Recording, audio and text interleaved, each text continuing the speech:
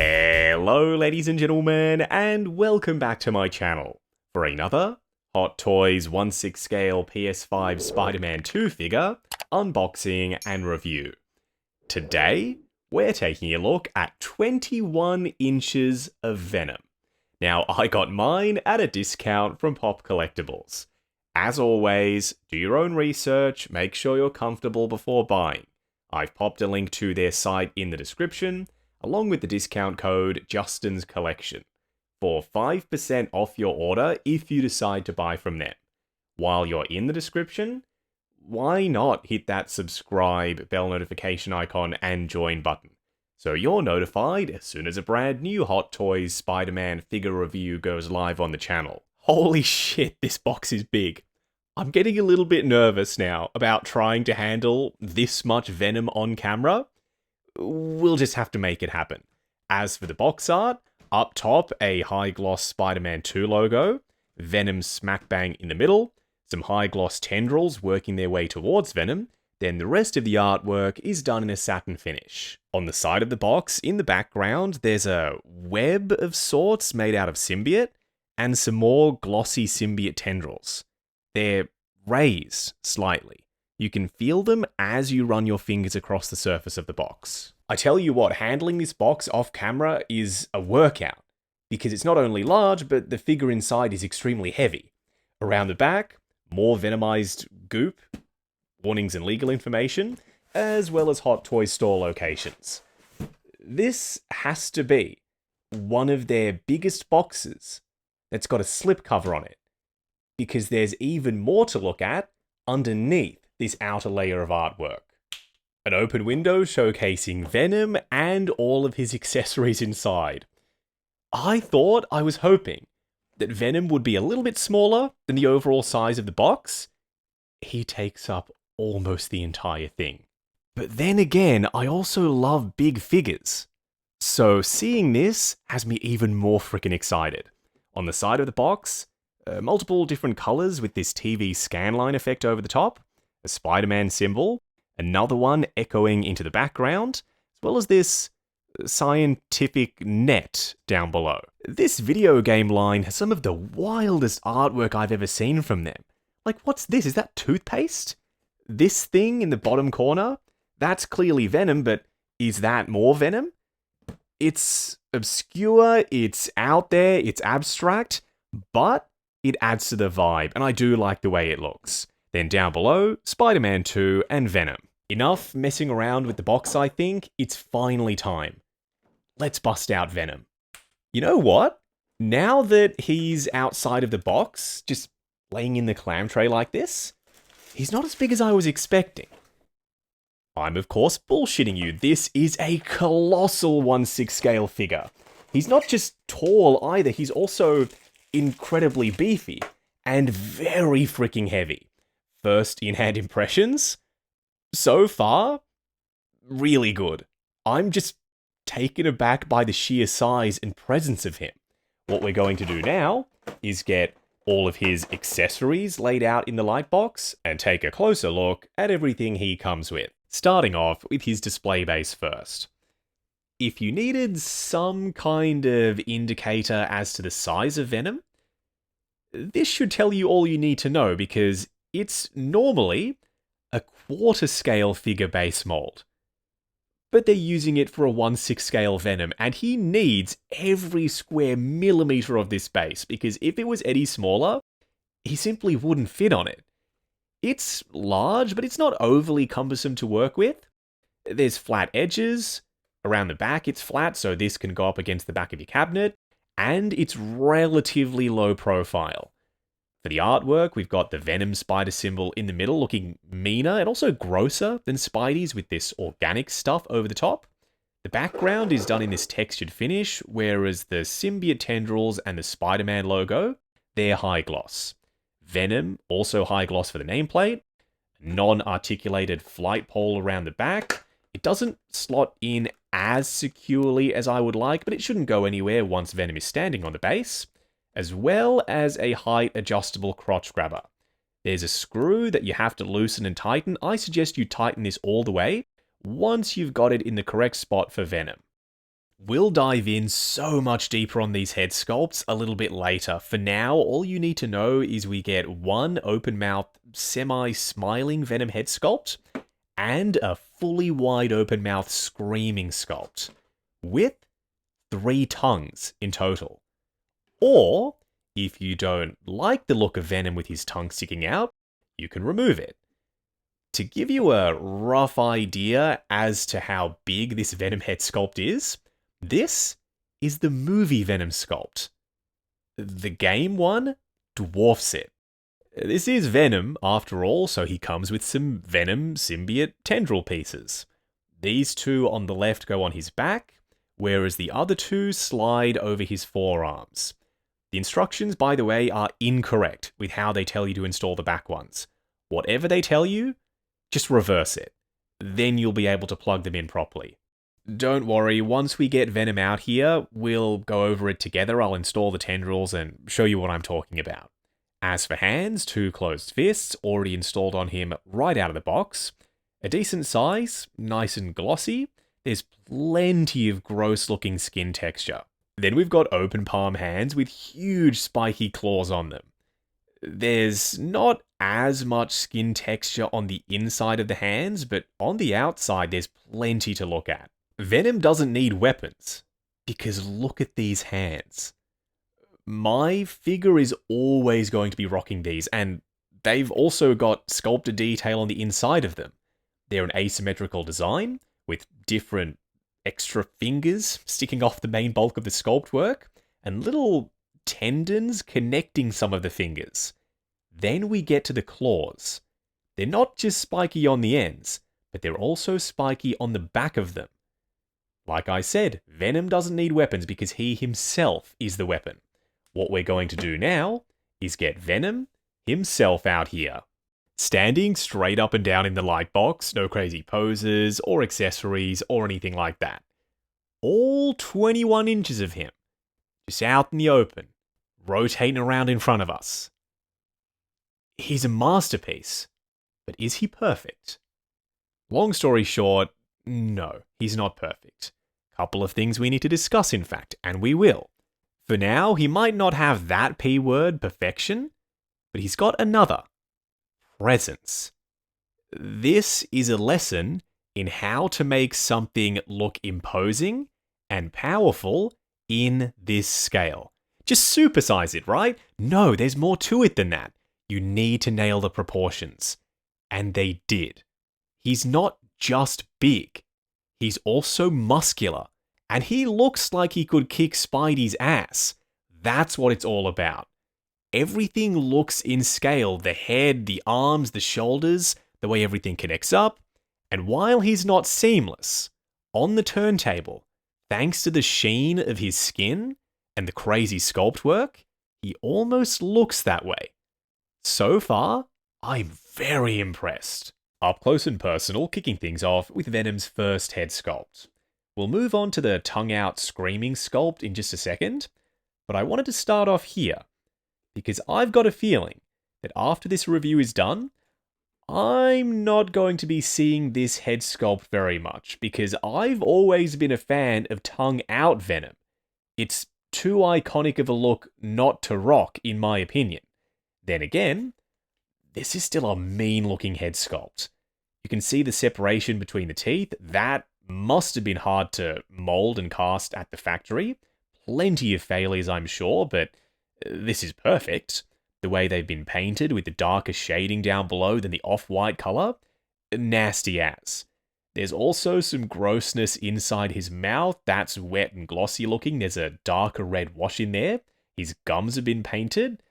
The Venom skin for the rest of the sculpt is all craggly and bumpy looking. Then there's some speckling of grey and black paint around his eyes to make them look more three-dimensional. It's the expression, though, that gets me. The way the edges of the mouth turn up like that, you can see the sinewy, fleshy bits. It's a sinister expression, and it oozes personality. See what I did there? Oozes? It's Venom? I am so sorry. This is the head sculpt for me. The way he's unhinged his jaw to the max, stretching these tendons to oblivion. There's even a gap behind this first one, before we get to the bulk sculpt work for the rest of them. That darker brown wash in the detail inside his mouth and on his tongue. The teeth? They're bigger this time, and there's more of them. They're painted in the same way, meaning they're great, but they're also flared out, which adds to this expression. Then we get to the lips, they're also flared out, and they compress the eyes upwards. It reminds me of how a snake opens and unhinges its jaw to devour its prey. Maybe Insomniac took inspiration from snakes when they made Venom look like this. Now, this is the smallest of his 3 tongue options. I like it, but I'm probably going to go with the longest of the 3, this one.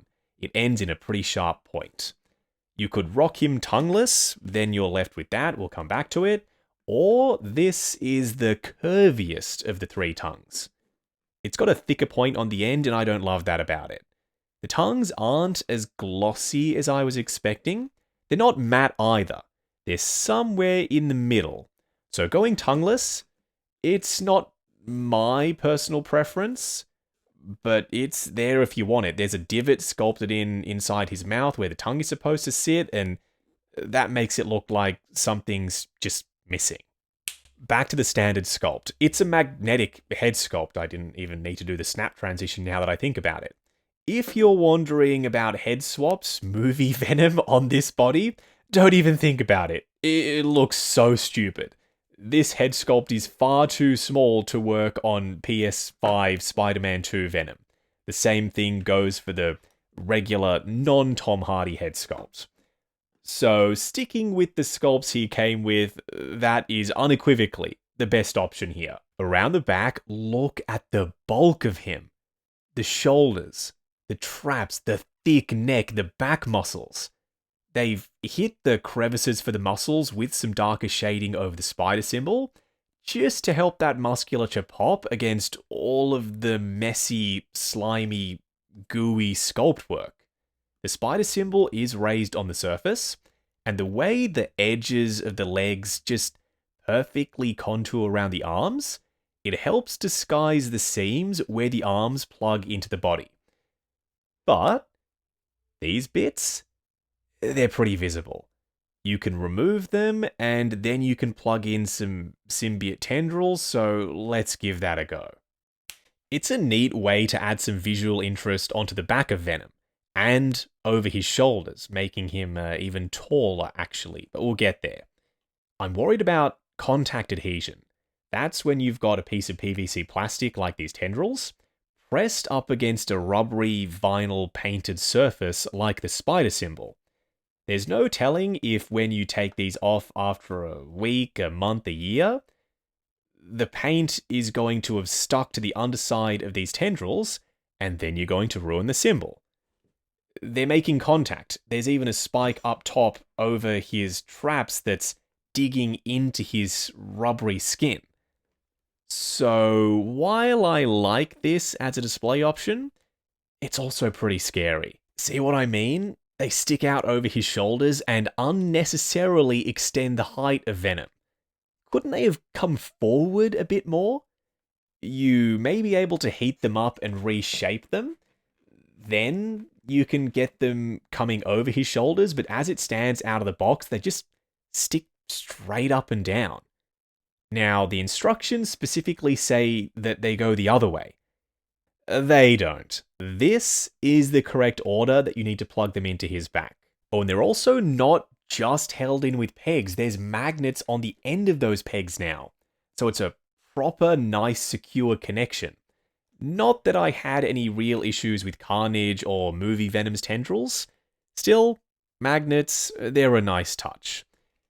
I've already commented on his proportions around the back, but how about around the front? Defined pecs, skinnier waist, you can make out some abs down below, but it's not overdone. Big chonky biceps, some vein work in there as well as the gooey grossness for Venom's skin, and the white spider symbol. For some people, this is going to be their ultimate 1/6 scale Venom. For others, he's simply too large. No matter which camp you're in, if you've got space, for a 21-inch Venom, there's no denying how cool this guy looks. I'm sorry for repeating myself, saying he's gooey over and over again, but how else do I describe this kind of texture? You know, some people complained that he was lacking in texture versus the prototype. I don't think that's the case, especially for the black parts. Then there's some metallic blue and purple shading just thrown into the mix in the sunken in crevices. But the spider symbol also has shading on it, and vein work, to bring some life back to it. It's not just a plain white spider symbol. From a distance, it looks nice and comic booky. Up close, you start to see the speckling, and the greyish blue shading, and the brown shading. I love all of it. Let's talk about seams for a second. Seams at the shoulders, seams at the hips, and seams for the wrist pegs, then down here for the ankles. Would I have preferred entirely seamless? Not feet and hands, but everywhere else? Yeah, absolutely. Is that even practical? I don't know. That's not for us to figure out. Maybe with a future Hulk, they can use medical silicone, and then going forward, big figures will be completely seamless. Venom isn't. The seams, though, aren't all that egregious. Because the sculpt work is so busy anyway, there's so much going on, and he's this glossy, reflective black material, from a distance, the arm ones, they don't jump out at me. The leg ones, more so. If you bend the legs forward, have him crunched in a more dynamic pose, I think they'll blend in the same way the arm ones do.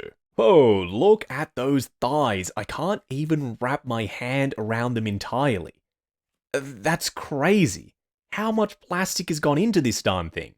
Speaking of plastic, the skin over the top is a rubbery, free-floating layer. It's relatively thin and flexible. Then underneath it, there's a solid sculpted plastic body. The musculature is both part of the body and the skin over the top. There's some definition for his thighs and his kneecaps. Around the back, his Venom booty is present, and we've got some jutting out calf muscles with some really thick veins over the top. So much more chonky vein work on the front of the calves there. Now, question for y'all. Do you like the exposed feet look for Venom, with the toes just hanging out like in the movies? Or are you partial to the pointy foot look like in the comics? For me, it's toenails out. There's gaps between those toes, some sculpted definition for his ankles, both on the feet and the ends of the legs, then some slimy, gooey stuff sculpted in underneath his feet. There is a nasty seam line there. That's how they put the feet together. I'm not going to lose sleep over it. You're never going to see the underside of Venom's feet in my display anyway. Before we move on to comparisons, let's try out the symbiote attachments for his forearms and the huge clawed hands. Okay, now that is sick. The clawed hands, they're staying on. Tendrils? I can't bring myself to do it. Yes, it completes the look, as though the tendrils are coming out of the clawed hands. They're pressing up against the rubbery skin. There's some sharp points they're digging in. That's a recipe for disaster. You're not going to get me, Hot Toys. I'm not going to ruin my Venom. Then when you bring out a 2.0 in the future, I'll be looking at this one thinking, oh, well, I did damage it. I had some delamination like movie Venom where the surface coating peeled off. I may as well get another one. Because that's how you got us with movie Venom. The same exact thing happened with him. And this is far too risky for me. As interesting as he now looks with the tendril pieces on, I'll be sticking with maybe the back ones, but definitely the clawed hands. For a quick side-by-side comparison, this is crazy. On the left, video game Venom, and on the right, Hot Toys movie Venom. Your eyes do not deceive you. Video game Venom is just that big. I felt as though Tom Hardy's Venom was already sizable and substantial, but then comes along video game Venom and the figure on the left dwarfs the figure on the right. Even Carnage. He used to be the tallest symbiote in my collection. No longer the case. The The benefit of that is some collectors were thinking he would work as a video game Carnage because in the comics he's smaller and skinnier than Venom is. I'm pleased to report that, in my opinion, this does work. We don't know what Carnage is going to look like in the game universe yet. For now, this isn't half bad. Wait a second, are you having us on, Hot Toys? Was Venom really this big in the game? I've played it once all the way through when it first came out, and I remember him being sizable. But the way he makes Spidey look absolutely tiny, I need to play the game again just to make sure that this scaling is 100% accurate. If you can confirm, let me know down in the comments below. Ooh, I like this. Black suit Spidey next to Venom from the same game? I don't mind if I do. Black suit Spidey is still significantly shorter than Venom.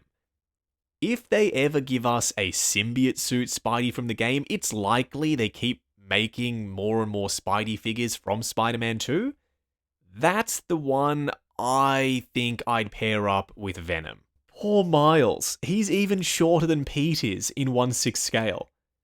Therefore, this Venom makes him look absolutely microscopic. For a bit of Tom Holland action, I grab the tech suit. We don't get to look at this guy anywhere near often enough, and it's still one of my all-time favourite Spidey suits. That being said, Tom Holland's Spidey is shorter than both Miles and Peter from the video game line, even smaller now next to video game Venom. I don't think this works. Personally, I'd pair up Tom Holland's Spidey with Tom Hardy's Venom. Can't forget about Spider-Man 3 Venom. This is a third-party Thunder Toys figure with a custom head sculpt on it. I'm trying to bring out all of the Venom figures I have just so you can see how they scale next to this Spider-Man 2 one. Spider-Man 3 Venom is smaller. Going over articulation, this is going to be fun. Bear with me as I attempt to wrangle this monster on camera. There's a ratchet joint at the base of the neck, we'll get to that, but most of your range is going to come from the magnetic neck connector. It's almost limitless. As long as the magnet is gripping on, and the head sculpt is stable, you can leave it like that. All the way forward, all the way up, swivel, and tons of pivot side to side. But then the ratcheted neck comes into play. Pushing it forward, you get maybe 2 or 3 clicks out of it. It's not entirely necessary because the magnet does all the heavy lifting, but for a deeper, crunching pose forward, you might want to be able to angle the neck, and you can totally do that. You can pull his arms out of the sockets at the shoulders, they're on ball joints and hinges. Going up to there, clicky ratchets, going forward and back. The ball joint acts as a butterfly that also goes up and down. No swivel at the bicep, no swivel at the elbow joint. Just no swivel. All you get is a double bend at the elbow that maybe gets you to 90. And then for the wrist peg, it's a big honkin' ball joint. His torso crunches forward on ratchets. It gets bunchy. There's a big air gap between the suit and the body. Going back to there, also clicky ratchets. Some pivot side to side, once again ratchets, but no swivel, as far as I can tell. His legs will drop down at the hips, clicky AF ratchets, going forward to there, going out to there, swivel at the ball joint for the hips, but no swivel at the upper thigh. Double bend at the knee on ratchets, getting you to 90. Then a double ball peg for the ankles, good for forward and back, watch out for the spiky toenails, swivel, and some ankle tilt. Moving on to the 3 cool and 3 annoying things. The first annoying thing is he's more limited than I was expecting in terms of articulation. I thought he'd have the same articulation setup as movie Venom, just supersized, but no.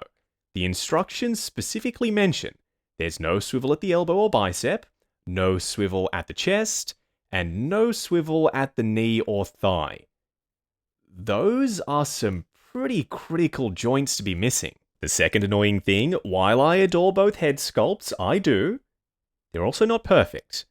There's not 1, but 2 visible mold lines on both of these sculpts. One across the top, then another starting from that top one and extending over the back of the sculpts. It may not be coming across super well on camera, you can see it right there actually. But in person, it's way more noticeable. The third annoying thing is, by the end of the game, this version of Venom had his wings. Imagine that, in 1/6 scale, the sheer presence of it. But they decided not to give us them. Which is weird because he's already got the provisions on his back, the ports, to accommodate wings. I can see it now. In the future, a 2.0 Venom using this body with the wings and maybe a couple of new accessories. You see, Hot Toys like to get their money's worth out of a mold, making something this large and this bespoke to only use it once, it's not likely. The first cool thing is we get 2 killer gigantic Venom sculpts, and so many display options with the screaming one. 3 tongues, or you can omit the tongue entirely. The second cool thing is the finish on the surface of Venom's body. It's not just this glossy, black, vinely, rubbery feeling material. There's also metallic blue and purple shading at play, some grey and brown shading on the spider symbol, and the vein work. There's so much to look at on this piece. It could have come across boring, but thanks to the subtle, nuanced paint applications, it's anything but. The third cool thing is this is quite the achievement by them. Whoever it was that was in charge of R&D on this Venom, you deserve a round of applause, my friend, because only Hot Toys can do something like this in this scale. Only they've got the audacity to announce something this large, knowing full well they'll be able to pull it off. And pull it off they did. Wrapping up on Hot Toys Spider-Man 2 Venom. If there's going to be one figure in 5 to 10 years from now that people are still looking for and still talking about from this Spider-Man 2 line, it's Venom. Because he's got everything that a great Venom figure needs to have. Multiple head sculpts, tongue out and not, killer proportions, the size of him, he's a monster quite frankly, cool weapons with the symbiote claw hands and the tendrils. Then, the most important one for a lot of collectors, the white spider symbol. He has it, and it's a mean-looking spider symbol. It's not a basic one with straight lines, no. There's vein work, there's shading, these spikes coming off it. This Venom is a feast for the eyes in the best way possible. If you're skipping Advanced Suit 2.0 and Miles 2.0, and even Anti-Venom Spidey, or Superior Suit Spidey, or Black Suit Spidey, get this. Make it work, and trust me, you are going to be so happy that you did. So yeah, they tried something ambitious, and they pulled it off, with flying colors too. He's not 100% perfect, we've got some visible seams, and I'm worried about the rubbery skin, not to mention the articulation lets me down a touch. Everything else I'm on board with. Hot Toys, thank you for going out on a limb and delivering something truly special. Now, I got mine at a discount from Pop Collectibles. As always, do your own research, make sure you're comfortable before buying. I've popped a link to their site in the description, along with the discount code Justin's Collection, for 5% off your order if you decide to buy from them. While you're down there, why not hit that subscribe, bell notification icon, and join button, if you like the sound of seeing your name in the end credits of my reviews. Like, comment, and subscribe. We'll catch you in the next video.